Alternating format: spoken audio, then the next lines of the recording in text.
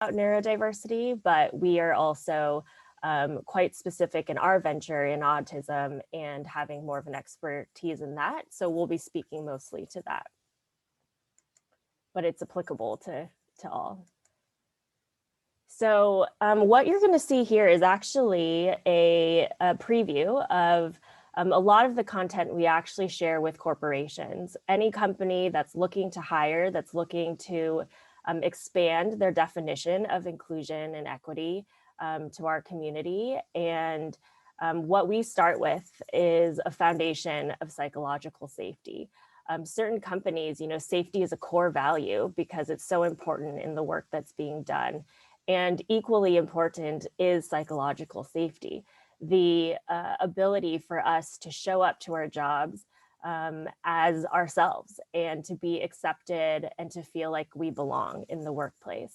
And this is also important for business because this means that we can show up and be at our peak performance. When we're working in a state of mind that is not, when we're not feeling accepted, we don't perform as well. And so this does have, ramifications for businesses from a bottom line perspective as well. And, this is really the type of culture and foundation that we like to build. These are the types of companies that we look to partner with. And we are, picky in terms of the teams that we work with because this is truly the foundation for our work and how we do it well.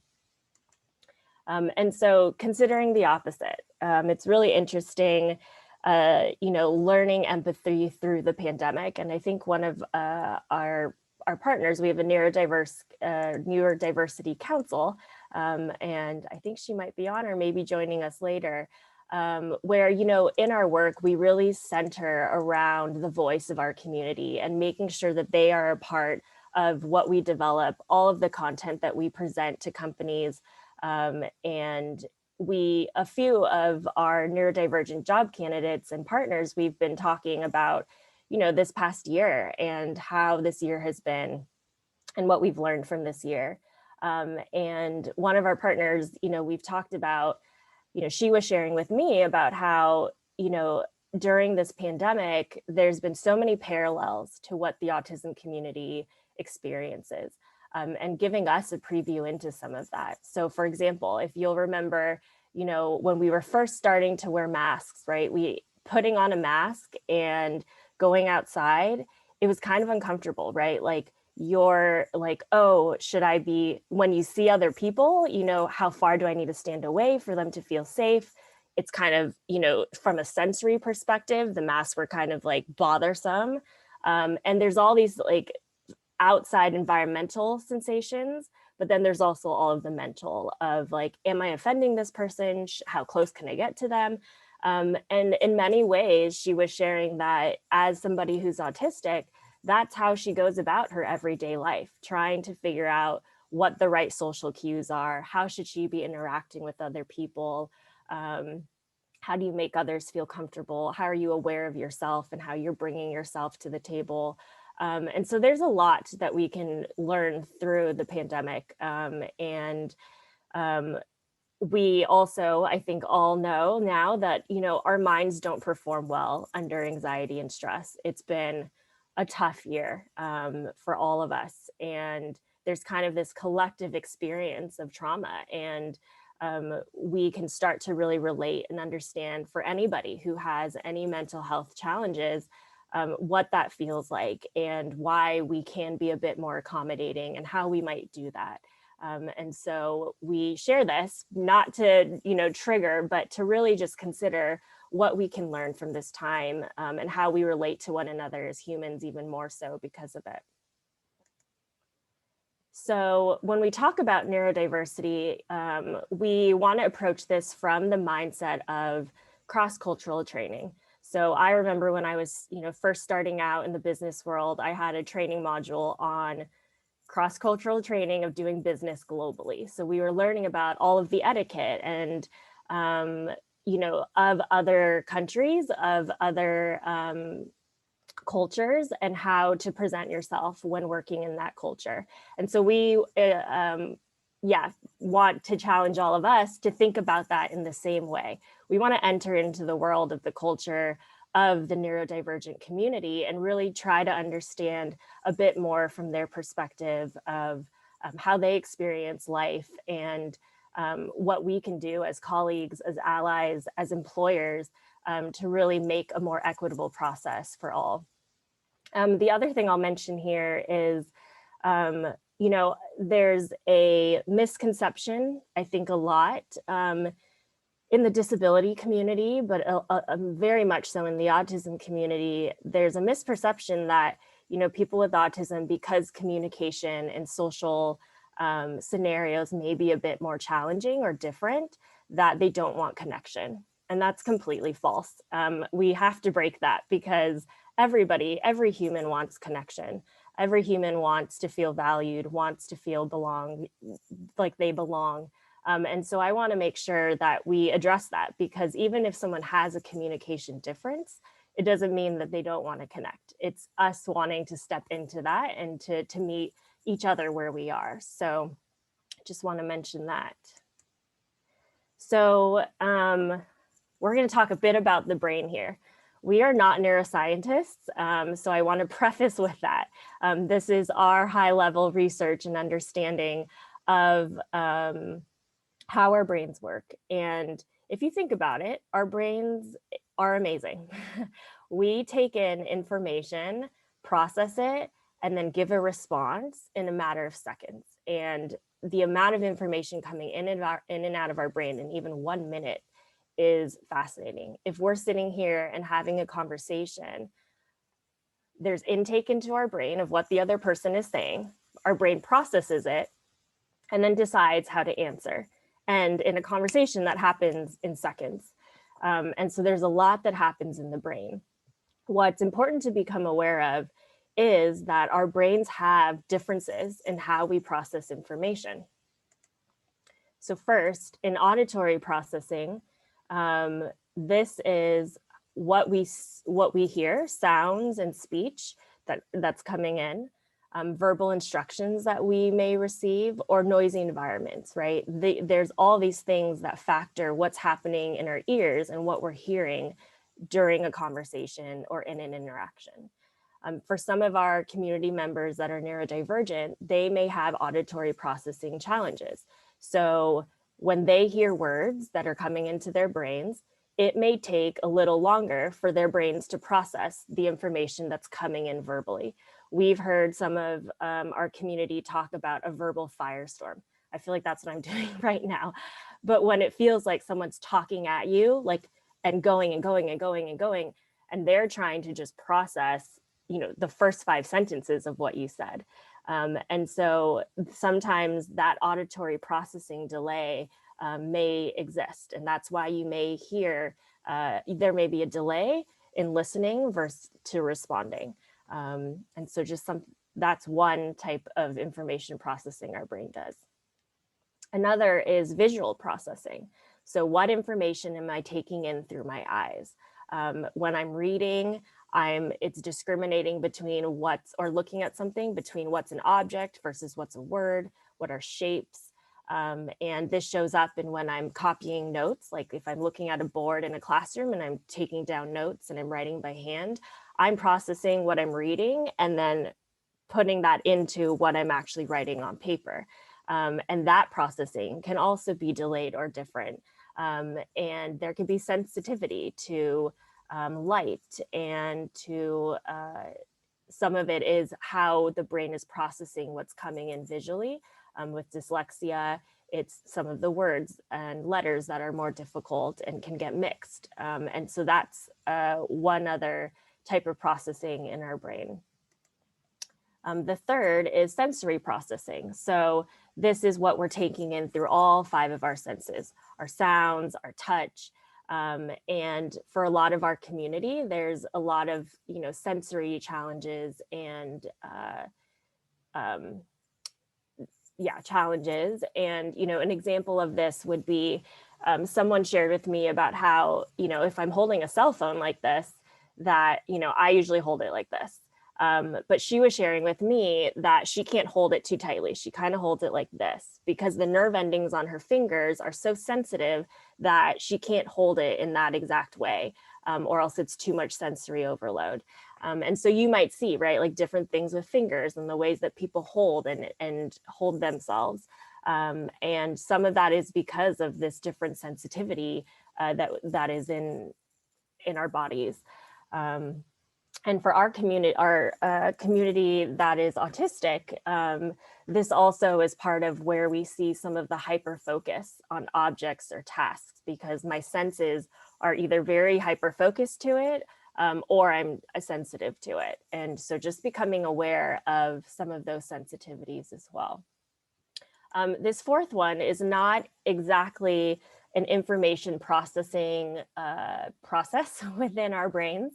But as I've read from other neuropsychologists, it's still something that's important to consider, which is emotional regulation. You know, when we're engaging in a conversation with somebody, we can't ignore the feelings that we can get when we're responding to something. When someone says something that triggers something in us, whether that's anxiety, it could be joy, it could be laughter, we can't unmarry that, right? And that is a part of how we have conversations. And so becoming aware of that too, and how we converse with one another, the language that we use, and how important that is as well. So again, we're not neuroscientists, but this is a very high level understanding and fascination with how our brains work, and thus, you know, how different we all are as individuals. And so I'll go through this a bit quickly, but there's 4 ways in which we learn. Primarily learn.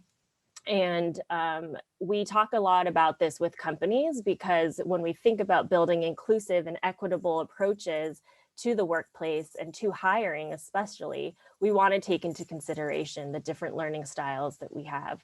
And so there's 4 styles: visual, which is you know, learning by seeing. So sometimes images and flow charts, where that's the best way to take in information. Video modeling. Then auditory, right? People who maybe love podcasts, individuals who may want a recording of notes or messages, because let's say there is an auditory processing challenge where it is harder for them to take information in as quickly through words. Recording, which is great with Zoom right now, recording a meeting so that it's easier for note taking, is then, you know, a great natural support for that individual to then process the information to do their work. Reading and writing, so learning through written material, through reading.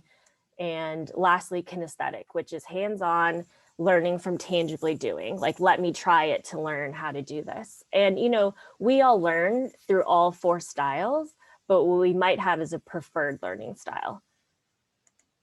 And then really briefly here, you know, different learning environments, right? Whether it's solitary versus social, you know, am I more introspective and I like to do my work more independently? Or do I actually do better in a social environment where I can bounce ideas off of one another? And a lot of what we just shared are some of the principles of universal design that are used in classrooms. And so what we're exploring as a team is, how do we take those universal design principles in the classroom and bring them into the workplace, so that all have, you know, equal and fair opportunity to do their best work in the workplace. So I'm going to tell this story just really quickly here. You know, just to put all of this in context and to pause for a second. A lot of what you saw is what we educate, what we start to educate companies on in terms of what neurodiversity is and what that means. But what does this look like? So when I was at a conference, when we were just starting our organization, it was just an idea. We were still in our day jobs. I went to a conference, and the speakers, it was completely separate. It was about change management, which is a concept in the corporate project world, and nothing related to autism. And the speaker brought up a picture of Rubik's Cube and was using it as a model. And then just, you know, on the side said, oh, by the way, did you know that this year's World holding record of the fastest person who can do the Rubik's Cube is this 15-year-old. It's really amazing. And then just kept talking. And I was thinking, I'm like, wow, 15 years old and you can do the Rubik's Cube, you know, really quickly. And I was thinking in my head, like, I wonder if this individual happens to be on the autism spectrum, because we know that there are a lot of gifts that come from developmental differences, which Harag's going to talk about in a little. And lo and behold, I Googled, I just wanted to see who the record holder was. And it was Max Park. He's here from Orange County, happens to be in Orange County. And he was the world Rubik's Cube champion at 15 years old. And his parents started him on the Rubik's Cube to try to help him to learn his fine motor skills because he's on the spectrum. And it's really funny because they talk about, you know, here he is competing in all these competitions, and the community that surrounded him is amazing. It's a great story if you look on YouTube. But, you know, his parents talk about how when they were doing it for motor skills, and then he started gaining some social skills and practice from this hobby. And then when he won a certificate for this, and he was standing with all his other friends that were also being awarded, they said they were so proud of him when he was holding his certificate and like looking at his colleagues to see how he should be holding the certificate. He was mirroring what his colleagues were doing. And so, yes, the social challenges that he has and social aspects are a little different, but he was learning it. And it's just a great story if you get a chance to consider it or to watch it. And so we bring this up because not to say that every person on the spectrum is a savant and a genius like this, but that there are so many skill sets that our community brings. And how do we see that? How do we identify that when a traditional interview process is set up to be social and it's very communication based? And so we do want to start this section on really just emphasizing this, that if you've met one individual with autism, you've met one individual with autism. This is an important quote from our community. And one of our self-advocate partners that we work with found this image for us to show, you know, she's like, I want people to know that autism, that it's not linear. We're not all the same. And that it is a spectrum. And so if you think of this here and all of these 6 dimensions that you see, an individual can fluctuate. All of us actually have different strengths and variances to these dimensions. And some examples to share. So social skills, the way in which, again, the brain develops, where it's different in terms of the processing of in a social situation, that our community may need to focus more on picking up social cues. It takes a little longer to read someone's face to pick up what's the emotion that they're trying to connote behind the facial expression, the body language, picking up on sarcasm. That can be hard for our community. Like hearing those fluctuations in tones may be more difficult. And so that can be a challenge or a difference. Executive function. So this is when our brain is organizing and planning, problem solving, and that their approach to this might be a little different. And it's not wrong, it's just different. And so how do we tap into that? And then sensory sensitivity, which we talked about before, which you may see in many people with autism that you may know or see in terms of stimuli, noise, light, touch. And so these are developmental differences, but the more that we can understand and see these, the more we can also see the amazing value and gifts that come from this. So Yeah, we're gonna just take a few minutes to talk about our organization, how we approach this, a little more detail, and then I'm going to turn it over to Jessica, and she's going to go into more detail on the interview process, which is kind of the topic of our day, and that we will definitely leave room for Q&A at the end. So we'll try to go through this. You know, our organization. Obviously, we didn't want to start a nonprofit for the purpose of just starting a nonprofit. We wanted to solve a problem, and this is a problem we're solving. You may or may not know, 1 in 54 children born in the U.S. are born with autism, And in the young education years, there may be some services available, but when they leave the education realm and they move into the career, starting their career, those services that were available to them are not there when they, go to are trying to, start their careers. That's what we call the service cliff, right? And there's a need to help these individuals into the right level of employment. There's an 80% unemployment in the autism community, but more importantly, 50% are underemployed. And really, that's what we're focusing on, finding jobs in the corporate sector and maybe in the more professional white collar that a lot of individuals can do, but somehow they haven't been able to achieve that. And this underemployment and unemployment costs us a lot of money as a society. So we want to make sure that we're addressing this. Obviously, an important thing to do. So our organization is really kind of the bridge between a group of individuals. Oh, sorry, wrong. So I say, yeah, we focus on extending the spectrum of jobs available to people with autism, right? So historically, autism organizations have focused on the service sector, blue collar work, which is great, and that's necessary. So this is not a matter of one is better than the other, but it's about providing choice and extending the spectrum of jobs available to individuals. And more recently, there have been social ventures where businesses have been started so they can hire individuals with autism. That's a successful model, and they're growing. That's great. But we're really focused on to the corporate sector, making sure that we create a lot of neurodiverse workplaces, safe places where we can place individuals with autism into the more professional white collar jobs. Yeah, and I think something to mention here is, we've met even a colleague that is on the spectrum who graduated from USC and with a bachelor's degree and worked at a fast food restaurant. It was harder for her to get a job that was utilizing her degree. And we see others who, have master's degrees and are working in a grocery store.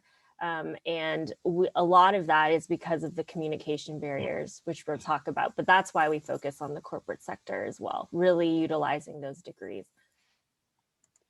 Yeah, and we're kind of the bridge between the community that may have some challenges in getting these jobs, and interview process is the one of those bigger challenges. That's why we're focusing on that today.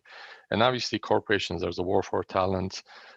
There's a lot of acceptance in wanting to create inclusive workplaces, but neurodiversity is kind of what I call the new kid on the block. So there's a level of education that's required, and even in the corporate D&I sectors, to understand what is neurodiversity and how do we engage the neurodiversity, the autism community.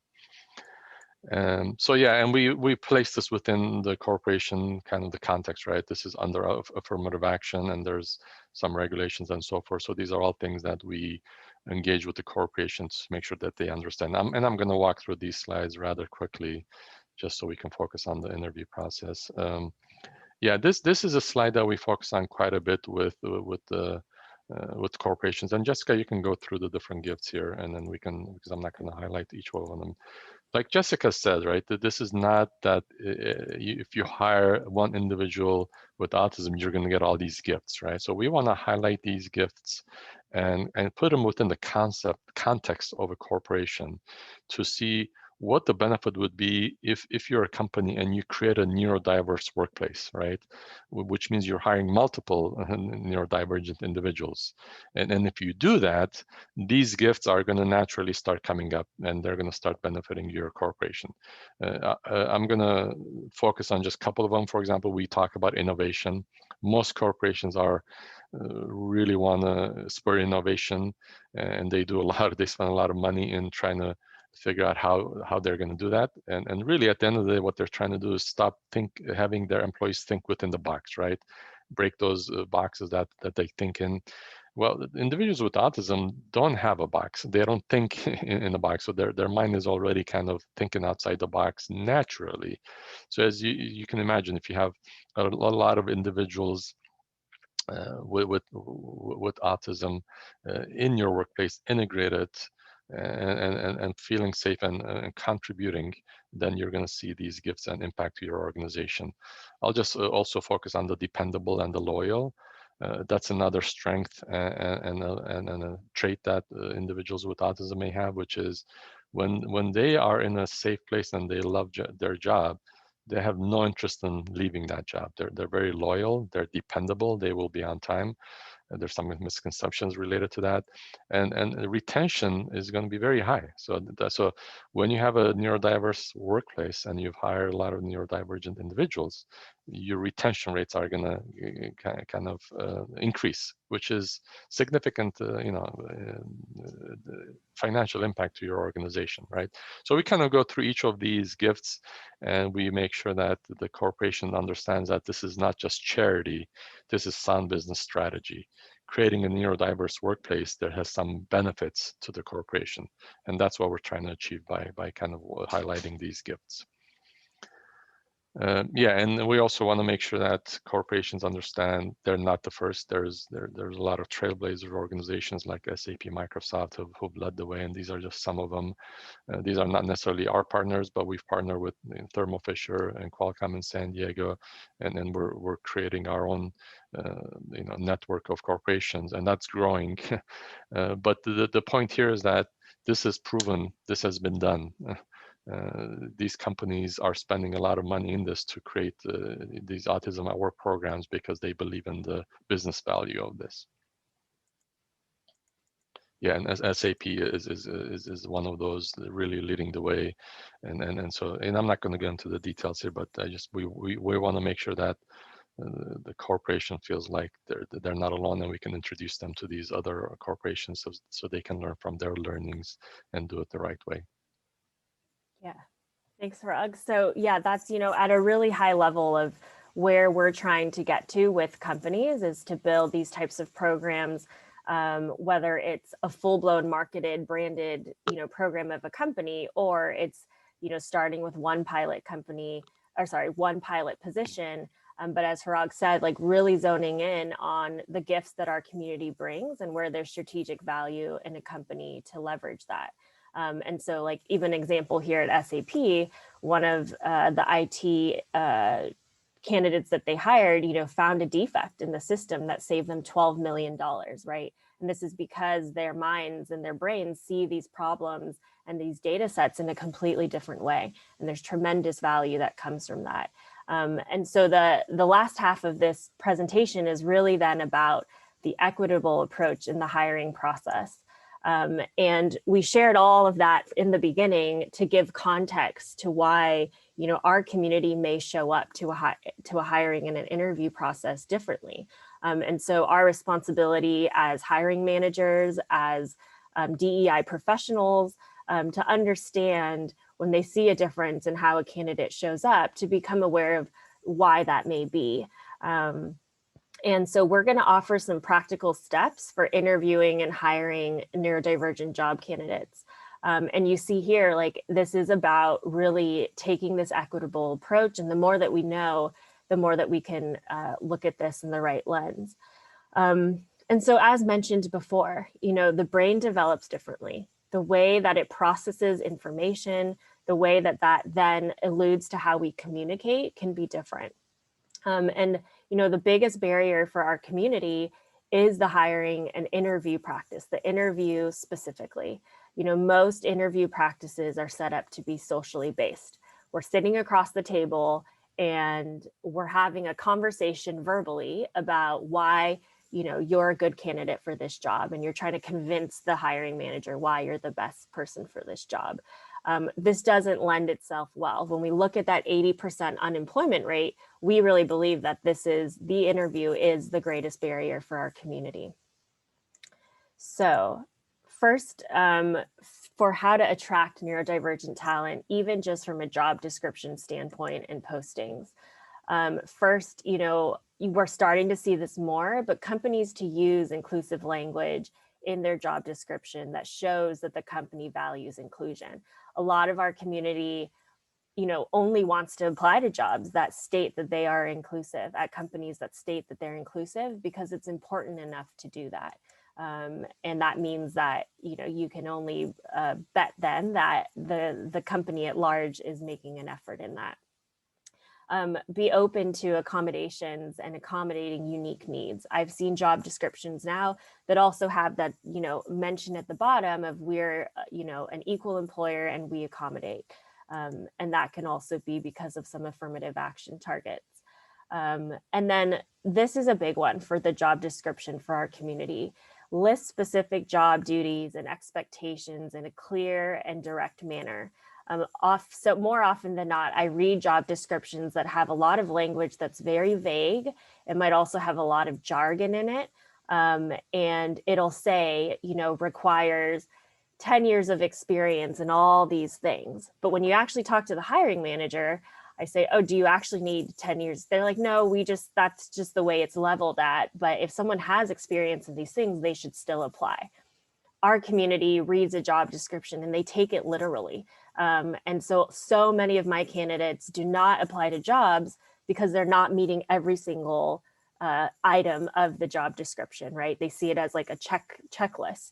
And so how do you start to really be clear about what this job requires and being able to open the door to more candidates by doing that? And I don't think this is just our neurodivergent community. I think it's a lot of job applicants don't apply because of that same reason. So considering how we can make job descriptions a bit more specific and really encompassing what the job requires. And then attracting diverse talent and our community in particular, partner and market with autism and neurodiversity focused organizations and networks like ours. I see that our partner, I think Amber was on here from Neurodiversity in the Workplace that's based out of Philly. We work with this community. And so, marketing to us, letting us know we have LinkedIn networks. That's a good way to get connected. And then the best way is to recruit through existing colleagues who are neurodivergent because they probably are connected to the community and know of really great candidates. So, from a talent attraction standpoint, some strategies to consider.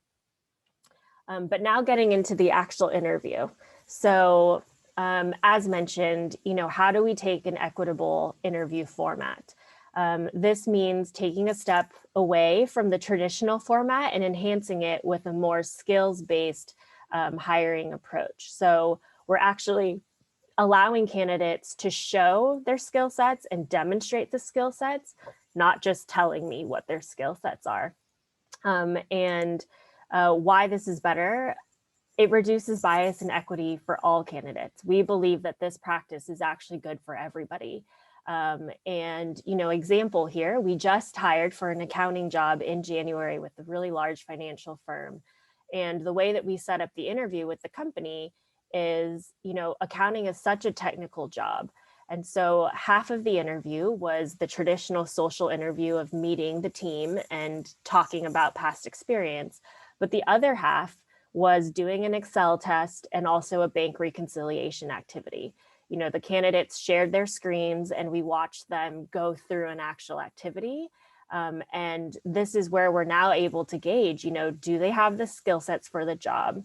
And are you detail oriented? Do you double check your work? All of the qualities that, we're looking for in candidates. And I think what's really fascinating is, we've done this a few times now, and I've noticed that some of our candidates that we meet in their communication, they may not be as strong in their communication. And after they've done the technical portion of the interview, I can see this visible sigh of relief and this comfort, because that is their comfort level. Being able to show their skills and that technical part of it makes them feel so much more comfortable to now carry on into the communicative, I'll say the communication portion of the interview of, telling me about why they're a good candidate and all of those pieces of it. So I suspect that might be true for a lot of us, not just our neurodivergent community, but especially for our neurodivergent community. This is how we level set, and this is how we really provide a forum for equitable approaches to interviewing. And so this is really if there's one slide to take away from this whole presentation, this is the one. Building an equitable interview format so that we can see how our minds work and really look at the skills required for a job. And then, you know, we know that we still have to have the traditional interview format because we want to get to know one another as potential colleagues. There's a lot of unconscious bias and implicit bias training. The one, you know, portion that we'll mention here is to just be aware of our unconscious bias, even in the initial greeting. I was watching another training about how, you know, in the first 30 seconds, our brains are already picking up on, our biases already step in. And there's this sameness bias that comes up a lot in interviews where, you know, our brains are designed in a way where we get so much information, so we naturally create shortcuts. And so those shortcuts are towards what we see as, you know, somebody who's similar to us, that there's more affinity and comfort in that. And also, you know, tone of voice that someone uses, the pitch in which they speak, if they have an accent or not, that there's a lot of bias that comes in when we even just hear these things. And so, you know, we can't get rid of all of the bias in our minds, but at least we can just be present and aware of them. And once we realize like, oh, I'm totally being biased against this person and the accent that they have, to then step back out of it. And that's really what we want to be moving towards. So for our community, before an interview, this is really helpful. You know, setting clear expectations up front of what the interview will entail and how they should prepare. So actually sending an email invitation to an interview that says, here's what to expect. You know, if it's in an office, you know, you'll meet at the office, we'll take you on a tour for 30 minutes. You'll meet 3, you know, leaders in the company. You're just setting it very clearly what to expect. This lowers the anxiety. And I think this is for all of us, but especially our community, this is very helpful. Share the format at the beginning of the interview. So we often will start and say, you know, we're going to spend the first 30 minutes, you know, asking you questions about yourself. Then we'll move into a technical part of the interview and we'll have a break and then we'll give you feedback. So just laying that out very clearly of how the time is going to be spent. Even agendas right before a meeting or agendas at the beginning of a presentation. I think all of us appreciate that, to know what to expect and how we can then contribute to that conversation or to that meeting. And then, you know, even better, update your career website to lay out the processes for all candidates, right? If we're really wanting to be equitable in this, if we know that the neurodivergent community benefits from having these things set up front, why not offer that to all candidates? And I think that's the beauty of taking strategies towards neurodiversity. A lot of the quote unquote accommodations that you might make for our community are actually better for everybody. And that is getting to the fact that all of our minds are different and we can accommodate for all in the workplace. And again, this lowers anxieties and allows us to prepare better. A good example of this is Qualcomm, one of our partners that we work with, where they launched an Autism at Work program. And this is a snapshot of their website. If you go to the careers webpage, they have a Q&A section on how to prepare and succeed in an interview. They created this for their Autism at Work program, but then saw that neurotypical candidates that came in needed the same information also. And so they said, we're just gonna make it available to everyone. And so now it's on their website, and they said the quality of their interviews have really improved because they made it clear up front what they're looking for and how to be a strong candidate to the process. And so that's just an example if you want to go look at Qualcomm's website. And then the format. So there's a lot of tips we can add here, but I think especially when interviewing virtually, consider the duration of it and breaks. I think we all probably have Zoom fatigue at this point. And so offer breaks, and I'll offer one right now too. Feel free to take a break, or if you need to step back and come in, you know, we totally understand that. One in the office, the external stimulus of lighting and sound, the location of a desk or the location of a meeting, that can sometimes be bothersome for our community. And so just being sensitive to that and considering that when choosing a location. And then some accommodations in an interview process. If there are tests, many in our community may need that additional time to take the test or to look at the materials. And we've also heard and seen, requests for copies of the interview questions to have in front of them. And part of that is because of that audio processing, that it may take a bit longer to process words given verbally. It's helpful to then have a copy in front of them to process better and faster to provide an answer. So just some things to consider. So some qualities that you may observe in our candidates. Just mentioned the information processing speed, and then the verbal communication differences. Tone, some of our candidates speak pretty monotone, and it's the same tone with less fluctuation, right? So then the emotion behind the words don't come out as strongly, but listen for the content of what they're saying. You may notice different pace, whether it's slower or it might even be really fast and stuttering. And I think we can all empathize to this. When we're nervous, we're already speaking in that way. But then for our community, even more so, right? This might actually be amplified in an interview because of that. Some of our candidates are very literal and blunt. The way that the brain is developed is things are black and white. So if you ask me, what's an example? A good example is like, if you ask me, are you good with technology? I could just say yes. I'm literally answering directly the question that you're asking me. But for many of us, when we ask that question, we actually want more of an explanation. So if a candidate responds and just says yes, because they literally answered your question, be okay prompting to ask to explain or to specifically, like, are there technologies that you're specifically wanting to know about their experience? And so getting a little bit more literal and direct. And then, as mentioned, right, they may sound more recited or less social warmth. And that's because in social context, some of our community, it is uncomfortable and it is a more anxiety-ridden interaction. And so just being aware of that, and that they may have practiced and, wanted to give their best answer, and it might come across a bit recited.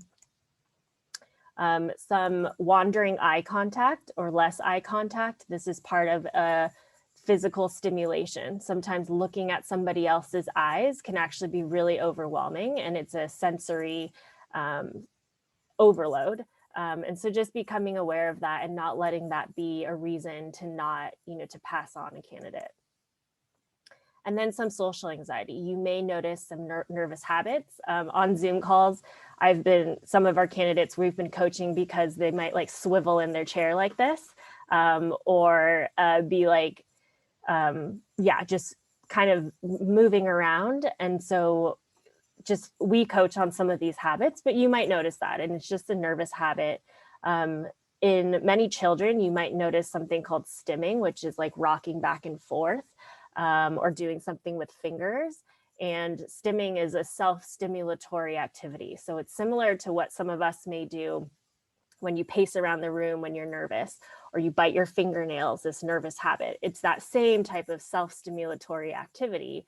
And so just becoming aware that that's what it is. Even though we all do that, it's just we all do it in different ways. And a lot of our community is hard on themselves. They've been told their whole lives, you can't do it. You're not going to be able to. I've heard people say, I'm not going to be able to go to college. And yet here they are graduating from college, top of the class. And yeah, it's amazing stories, but there are some of these barriers and challenges that we all know exist. And so just being able to be kind and consider, how do you make someone feel welcome in an interview? And something to share here is we work with a lot of hiring managers, and one of the hiring managers told me, he said, Jessica, if you had not trained me in this, I would have, your candidates would have been overlooked in our process. I can very honestly tell you that. I needed to have this training to know that when a candidate came in that was from your community, that I could look past these things, many of these things that are mentioned here. And I could just focus on the skill sets that they bring to the workplace, the content of what they were sharing with me. I'm not focusing on their tone. I'm not focusing on the fluctuation of their voice, right? I'm really just honing in on the skill sets that they bring. And he even said to me, he said, I would have overlooked one of your candidates in particular, and I see that he's completely overqualified for this position. Like, he should be going and talking to our cybersecurity team. And so that's the type of feedback we get, and why we're so passionate about this, because we know that when we can really increase our education in this, that we really believe our candidates are going to start to really be able to shine in the process. I need to practice this in this presentation, but pausing after you speak, right? Just like in a piece of music, the pause in the music is what gives meaning to the whole piece. And so when speaking to our community, and just in general, like, pause and allow for a candidate to answer, allow what we say for that awkward silence, and just give the time for someone to process what's being said, and then to give the best answer. It doesn't mean because they're slower, doesn't mean that they're not as smart. It's just the brain is processing in a different way and a different speed. If you notice candidates struggling with a question, reword the question in a more direct manner. Here's some examples. You might get a question of, what are your weaknesses? Well, let's reframe that. What are the skills that you're trying to improve upon? Let's, kind of debunk these questions a bit. We get the question of, tell me about a time when you came up with an innovative solution.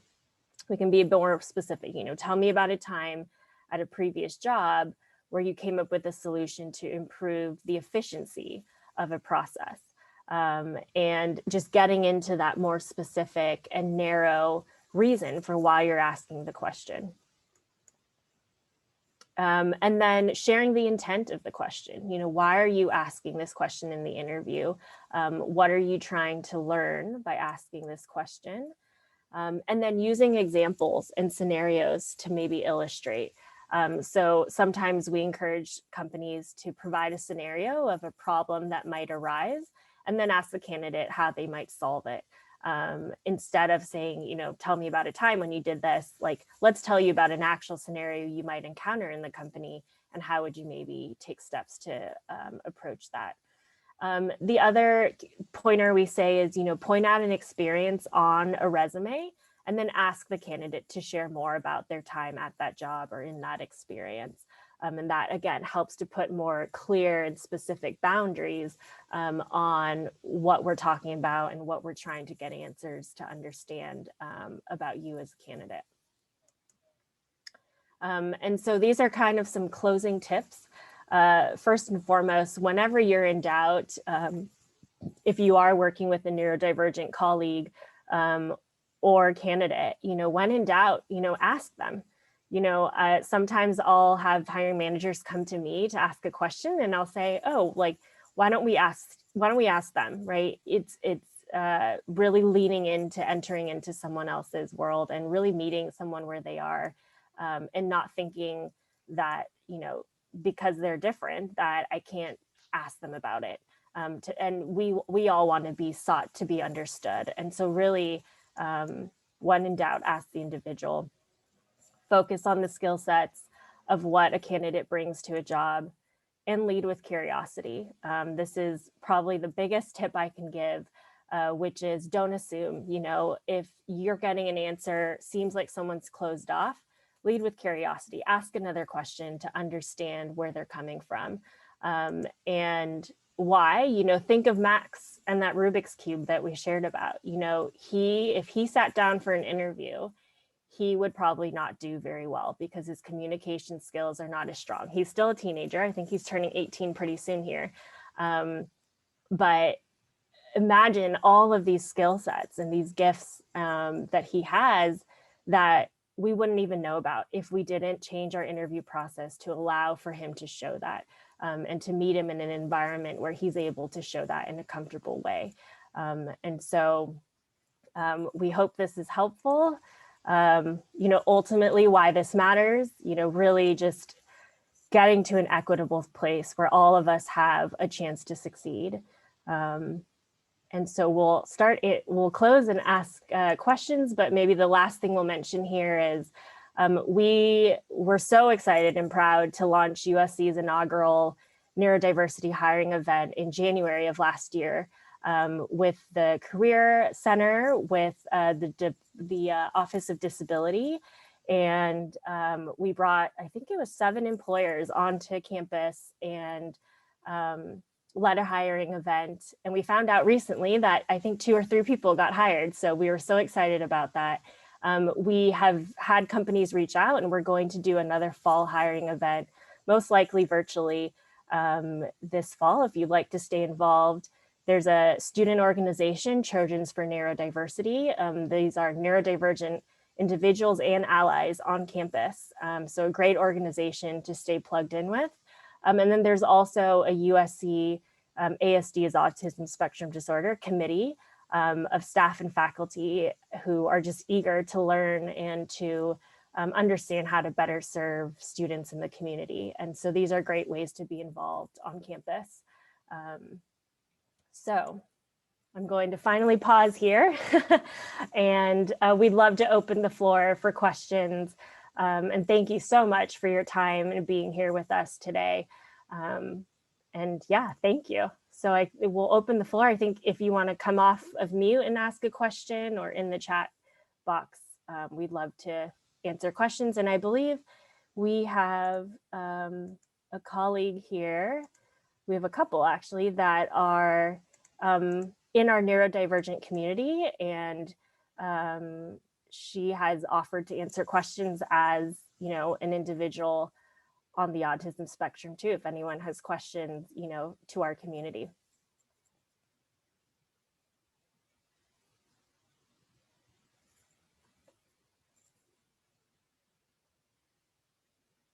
I'll stop presenting.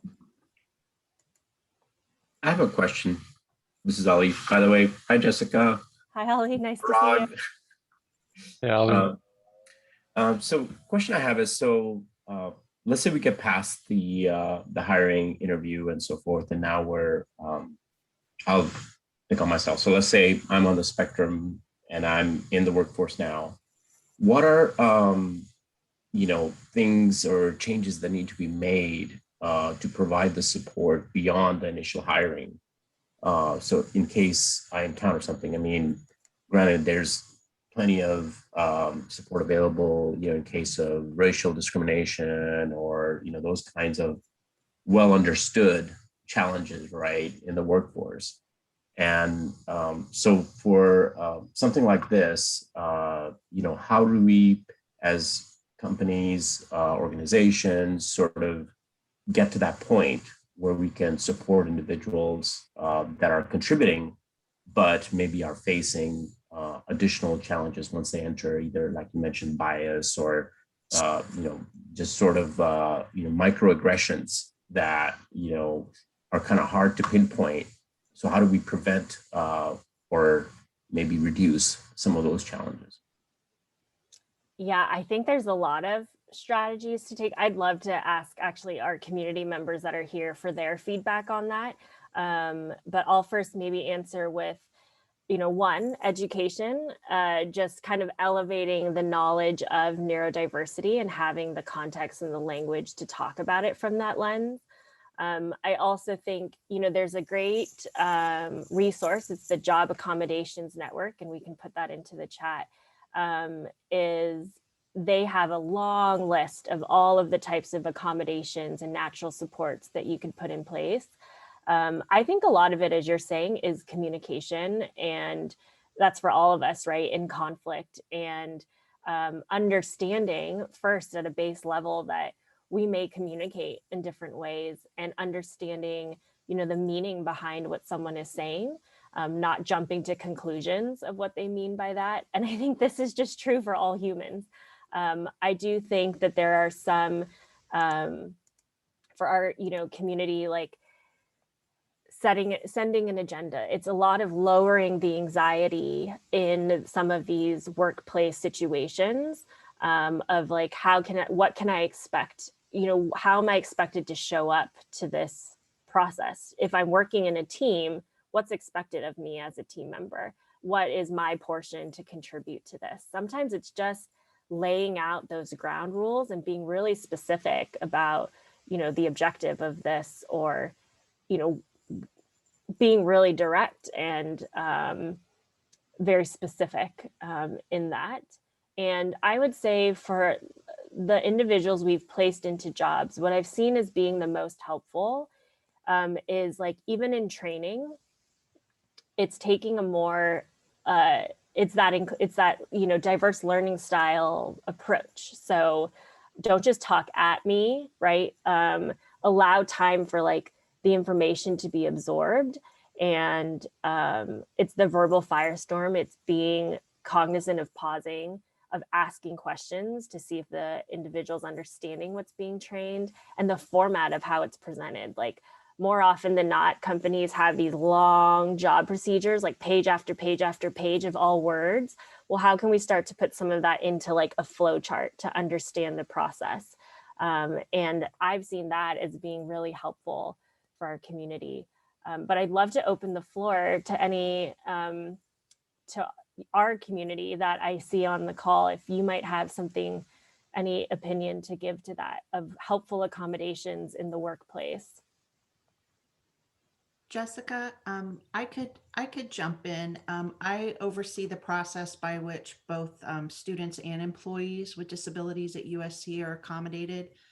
And so I think when we're talking about individuals on the spectrum, whether or with autism, whether our students or our employees, there's a saying in the field that when you've met one person with autism, you've met one person with autism. Mm-hmm. So I think first and foremost, talking to the person and understanding where they're coming from and what they believe they need, is the most important step.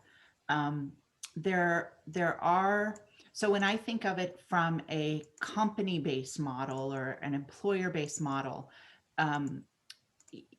USC is large enough that if I have a manager who's having a difficult time or an employee who's having a difficult time, we've got the resources to bring in someone with experience working with individuals with autism to kind of help coach or provide the supports when needed.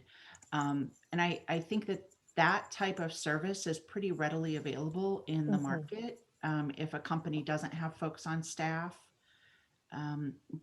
But I also see that transition from college to a professional setting as maybe being a little bit one where maybe it's the appropriate time to invest some time and energy and effort, maybe for solid onboarding and developing an appropriate accommodation plans. And then, ask Jan. I mean, you can call them and just, we do this as a university all the time. My team will call them and just dump really, not I do that too. not for people with autism necessarily, but we will dump really, really thorny, wicked problems on them and say, what do we do? How do we solve this? And they've got just great resources and great wisdom to help coach. Yeah, they're wonderful. Thank you, Christine. I see that Henry's raised his hand also. Henry, if you want to come off mute.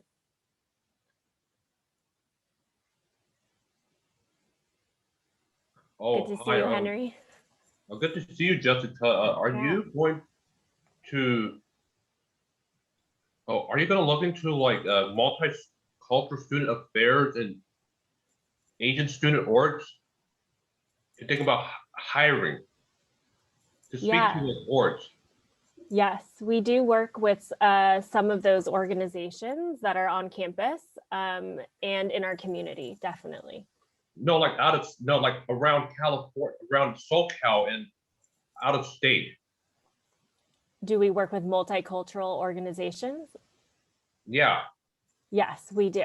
Yeah, we try to stay diverse even in how we recruit our talent pool. So yes, But definitely. in college settings. Oh, in college settings. We haven't worked with as many student organizations, but we'd like to expand those, definitely. Yeah, because I think when I look at the numbers, there just needs to be more. Yeah, definitely. Yes, Like we'd like like yeah, like out of state student boards. out-of-state student orgs. Yes. Yeah, we are regionally focused in Southern California. We are starting to get some interest in other parts of the country, but we are primarily focused in Southern California right now. Yeah, because because I'm currently unemployed right now, and I'm interested in like full-time job after the pandemic. Yeah, definitely. And let's connect about that offline. Let's connect over email and we can talk about some of that. Looks like Lars has a question also. Lars?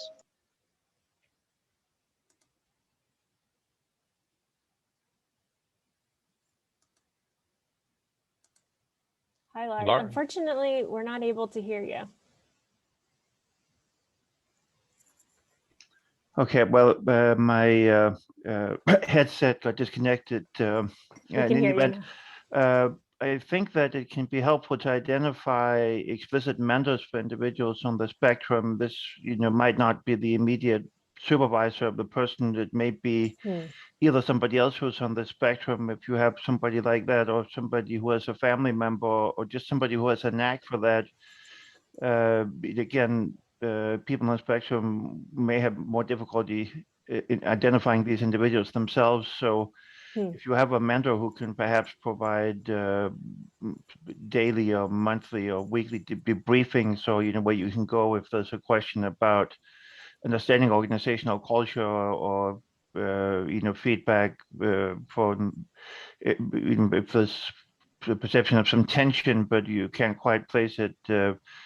Again, I think that would be that would, I think, be quite helpful. Yeah, definitely. Thank you for mentioning that. We have seen in some of our partners, like at SAP and these other companies, that's worked really well of finding mentors within the company to help, just provide support and even understanding the social context in the workplace, who's not your manager, right? Someone who you can feel comfortable asking anybody that you work, or asking someone who works in your company. Thank you for offering that. And yeah, that should be that natural support from your colleagues is definitely, I think, a good way to approach better inclusion as well. Thanks, Lars. And let's see, Paige. In my experience as an individual in the spectrum, the remote education and work environment is more challenging. It can be isolating and hard to read social cues, but for others on the spectrum, I've heard that it's more comfortable. Thanks, Paige. Yeah, I've heard similarly. I get different responses from our community on this. I think it's the same for all of us. We're all having different experiences of working remotely. So I'll go back to what we said before. Ask the individual, and yeah, that's the best, is to find out for them, how is the experience. It has opened up created opportunities for us, because we placed some individuals in a job that in Michigan that we would not have been able to do without the remote work. So some positives have come out of that. Yeah, thank you. Any other questions, comments? We can really open a dialogue here if anyone has more to share. Well, one thing I find particularly interesting in what you were talking about was your focus on increasing diversity or scope of jobs for people on the spectrum, where you often have very unique abilities, and sometimes there might be an issue in trying to match people. I've been toying for some time with an idea of having a kind of specialized aptitude test for people on the spectrum to identify interest. For example, a few years ago, I talked with a person on the spectrum, and one of his support individuals. He graduated from college and he'd been working at the university, but there was some budget cuts, so he couldn't keep up. That they wouldn't be able to keep him. And looking at what he was interested in, it was so obvious. What job he should be in. He had an interest in insurance and statistics, but nobody he'd worked with knew or had apparently recognized the idea of an actuarial profession. Mm-hmm. Do you see any, or have you collected some experiences, if not an outright aptitude test, but some sort of a flow chart? How do you go about bringing out what maybe things to work with? Mm-hmm. We love and appreciate this question. We're on the same page with you. We are working with a couple of neuroscientists that work at UCLA. It's outside of their jobs, but they've developed a cognitive styles test. And that does get into some of the dimensions of detail orientation and how you might, your natural cognitive style towards approaching work. And so there's some, I think, strong promise there. It's still in development, but that is what we'd like to be able to get to, is to really be able to gauge those strengths. And then, as mentioned, those technical tests, like for an actuary, for example, the actual technical side of the job, like what we did for the accounting job, where we did the Excel test and the bank reconciliation statement, that's where we really see the strengths come out. And to be able to, that's been, I think, the most eye-opening piece for our managers to see, is like how strongly someone's technical skills can be, whereas like their communication skills may be a little different. But I need the technical skills, right? That's what I need to focus on. So that's what we're trying to really move towards, is having that be a part of the interview process as well. Yeah, and this highlights to us, it's not just the accommodations, we focused on accommodations, but to start out, if we have the right type of a match, the right type of a job with the individual strength, that's part of the battle as well, right? So anything we can do to make sure that we're finding the right jobs for the specific individual helps in making sure that they're successful. So yeah, any other ways of assessing that, we're all open to that. We're kind of maturing our capabilities in that area. Any other questions? Let's see, it looks like Katie has a question. A more philosophical question pertaining to the service cliff. I'd love to hear what work you're doing to improve pipeline. I recognize the tremendous value of your work. However, in my mind, we need to address soft skills development and career and technical education skills development beginning in middle school, so young professionals are ready. Yeah, thank you for that, Katie. I think it's interesting with the pipeline. We do work with some colleagues in the school districts, and I think there's a lot of room for improving in that type of skills development.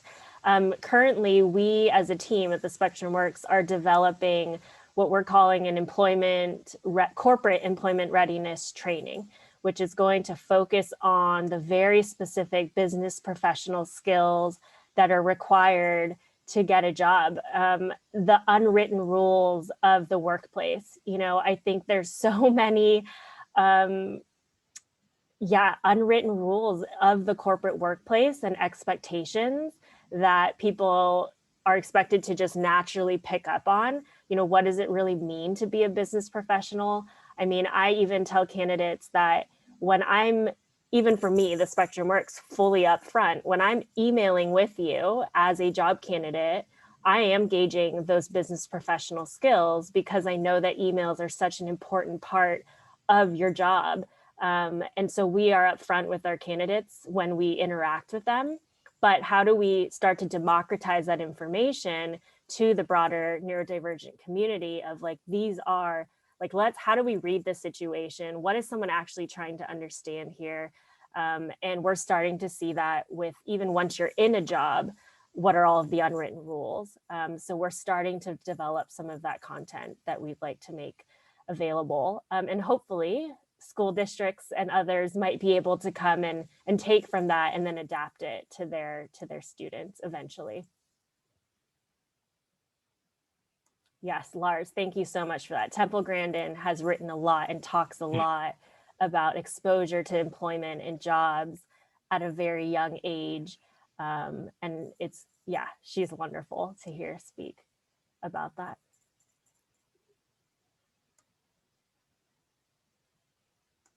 All right, any other questions, comments? Well, I mean, thank you so much to everyone that's engaged with us here, that's been in this conversation and who stayed, you know, through all this. We truly appreciate you and your allyship to our community. Yeah, thank you, everyone.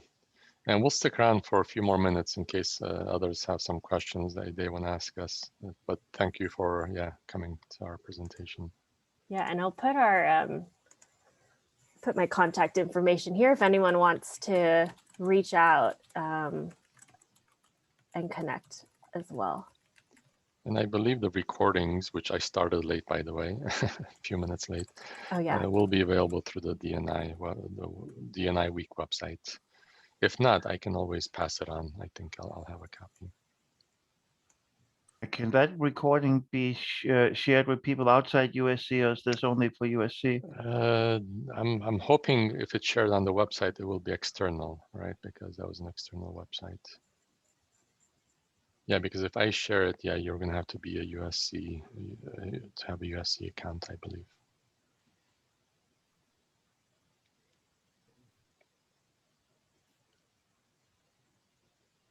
Thank you very much. Great to see. yeah. Nice Thank you background, so Ali. much for joining us, Ollie. Yeah. Thank you. Hey, yeah, I want to Katie. be on that beach. Katie, Aiden, so good to see you both. Yeah. Bye. I know your mic's not working. Yeah. It's okay. Katie, it was 2 years ago we met you at this event. Yeah. Exactly. So. Yeah. It's awesome. And Aiden's graduated from SC, so fight on. It's wonderful. Yes, getting a job. Yes. Yes. Let's chat. Feel free to send me an email, Aiden, and we can chat. Sorry, I couldn't read those lips. Maybe chat it in. Yes, and Katie, for you to know, I spoke to Daniel this week as well. Yes, and I know he has an interview tomorrow, so I helped prep him, and I'm really crossing my fingers for him.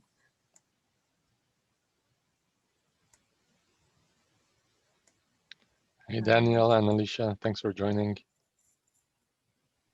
Yeah, thank you so much. It was great. Thank you, guys. Awesome. Yeah. So Laura, Henry, are you a student at USC now, or you've graduated? No, I graduated about 5.5 years ago, but my previous work, I used to do accounts payable, but when the pandemic started, I was on furlough. I'm sorry to hear that. And yeah, because there were limited opportunities for people with special needs on the, yeah, especially with the people of color with special needs. They get affected by the most. Yes. Yeah, we see the equity problem even within the neurodivergent community and the racial disparity that exists, just as it is in education across the board. A lot of it that has to do to the structural racism and institutional racism. Yes, yes, it affects our community very much so also, and even more. Yeah, we have a lot to say on that, but we feel you. We understand that, and a lot of it can be also just cultural differences too, right? And being able to acknowledge and recognize that as well. Mm-hmm. Yeah. Henry